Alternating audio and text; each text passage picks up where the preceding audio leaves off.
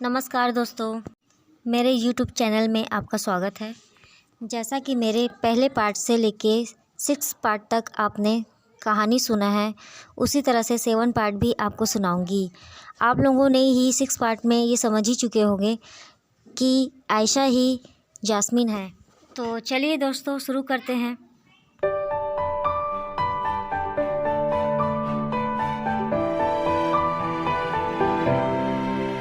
जैसा कि राजकुमारी ने राजा से ये फ़ैसला लिया था कि उस औरत की बच्ची ने मेरे बच्चे की जान बचाई थी और आज उसी की बच्ची ना रही, इसीलिए मैं अपनी बच्ची उसे देती हूँ और उसका चेहरा भी उसी की बच्ची जैसा बना देती हूँ। राजा अपनी राजकुमारी को मना तो करता है कि नहीं, ऐसा मत करना। तुम उसका चेहरा अगर उसकी बच्ची जैसा बनाओगी तो तुम्हें इसके लिए पूरी ताकत लगानी पड़ेगी और ये जंगल के रूल के ख़िलाफ़ भी है। राजकुमारी अपने राजा से कहती है, हाँ मैं जानती हूँ ये रूल के ख़िलाफ़ है, पर मेरे पास और कोई चारा नहीं, मुझे ये करना ही होगा, चाहे मेरी शक्ति ही क्यों ना चली जाए।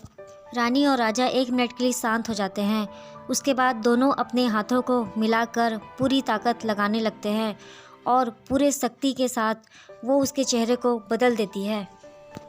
उस बच्ची का चेहरा बदल तो जाता है, लेकिन पूरी तरह से राजकुमारी की जो शक्ति है वो कमज़ोर हो जाती है।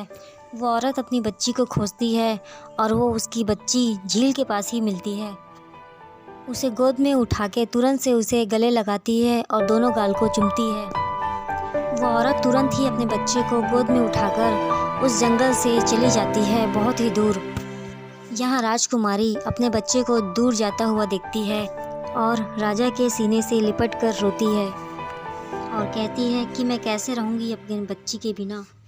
इस जंगल में जो कुछ भी होता है एक भेड़िया देख लेता है और वो भेड़िया काव्या के मामा रहते हैं। वो भेड़िया तुरंत ही जाके काव्या की माँ को बताने जाता है। यहाँ काव्या के पिताजी ख़त्म हो जाते हैं और काव्या अपने पिता के दुख में रोती है और उसकी माँ भी। वहीं पे उसका भाई आ जाता है और उस जंगल के बारे में बताने लगता है। वो भेड़िया अपनी बहन को बताता है, सुनो दीदी, एक बहुत ही अच्छी खबर है, सुनकर तुम बहुत खुश होगी। उसकी बहन उस पर चिल्लाती है और ज़ोर से गुस्सा के बोलती है, क्या तुम्हें कोई मजाक सूझ रहा है? यहाँ मैं दुख में रो रही हूँ और तुम हंसा रहे हो। काव्या के मामा बहुत ही मुस्कुराकर उसे बताते हैं, दीदी तुम नहीं जानती मैंने वहाँ क्या देखा। मैंने देखा कि उस झीलों की रानी ने एक इंसान को अपनी बेटी दे दी। काव्या की माँ सुनकर बड़ा ही हैरान हो जाती है और कहती है, क्या एक इंसान को अपनी बेटी दे दी उस महारानी ने? कहीं तुम पागल तो नहीं हो गए? काव्या के मामा कहते हैं, नहीं नहीं दीदी, मैंने अपने आँखों से देखा है और सब कुछ सुना भी है। काव्या की माँ गुस्से से कहती है, कहो तो तुमने क्या देखा? काव्या के मामा बताते हैं कि दीदी मैंने वहाँ देखा कि उसने अपने बच्ची के सारे शक्ति ले ली है और वो एक साधारण सी इंसान बन गई है और वो उसे लेके चली गई है, वो औरत जिसके बच्चे को हमने मार दिया था।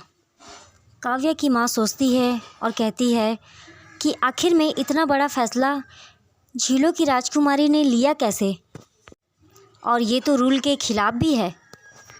क्या वो भूल गई? काव्या के मामा कहते हैं, नहीं दीदी, वो भूली नहीं, वो तो बस दरिया दिल है, इसीलिए अपनी बच्ची को उस इंसान के हवाले कर दिया। काव्या की माँ कहती है, क्या दरिया दिल? ये कैसी दरिया दिल है जो अपने बच्चे को दूर कर दिया? वो भेड़िया अपनी बहन को बताता है, दीदी उसके बच्चे को बचाया था उस औरत के बच्चे ने, इसलिए उन्होंने इतना दरिया दिल दिखाया।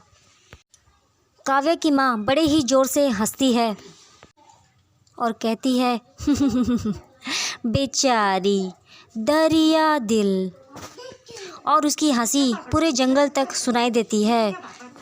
राजा और रानी को हंसी सुनाई देती है और उन्हें महसूस हो जाता है कि इन भेड़ियों को पता चल चुका है कि मैंने अपनी बेटी को एक साधारण से इंसान को दे दिया है। राजकुमारी को अपनी बेटी की फ़िक्र हो जाती है और उसे चिंता सताने लगती है। राजा और रानी एक झील के पास बैठे रहते हैं और दोनों आपस में बातें करते रहते हैं। उतने में ही राजा बोलता है कि चले, अब बहुत रात हो गई, अब सो जाते हैं। राजकुमारी बोलती है, नहीं, अभी मैं नहीं सोऊंगी, कुछ देर अकेले रहना चाहती हूँ, तुम जाकर सो जाओ। राजा अपने जगह में सोने चला जाता है और उतने में ही भेड़िया आ जाते हैं।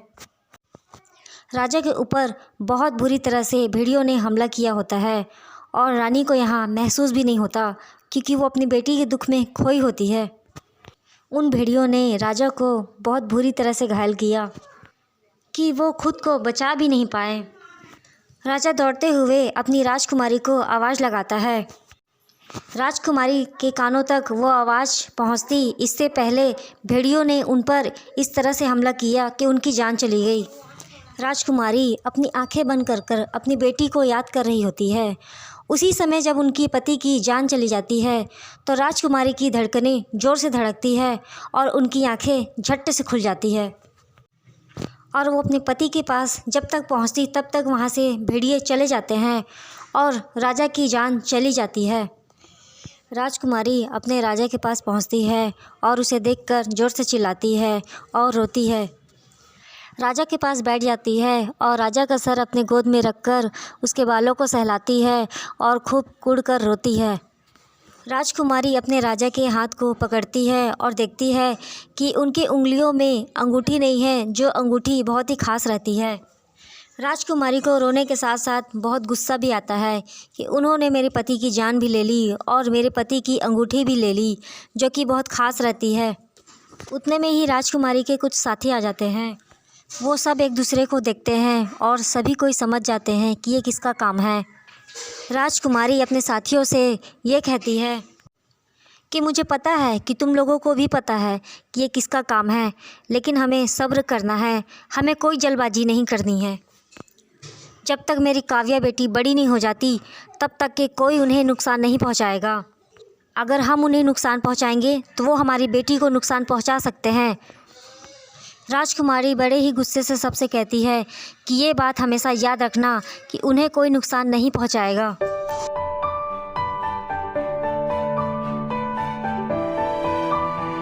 ये थी जास्मिन की माता पिता की कहानी। जास्मिन की पहले की कहानी आप लोगों ने सुन ली है। अगर आपको कहानी पसंद आ रही हो तो प्लीज़ लाइक और सब्सक्राइब ज़रूर करें। इसी तरह हम आगे की कहानी भी बताएंगे अमू, काव्या और जास्मिन की। क्या जास्मिन अपने पिता की मौत का बदला लेगी? क्या काव्या से लड़ेगी जो उसके साथ बचपन से है? देखते रहिए जंगल क्वीन।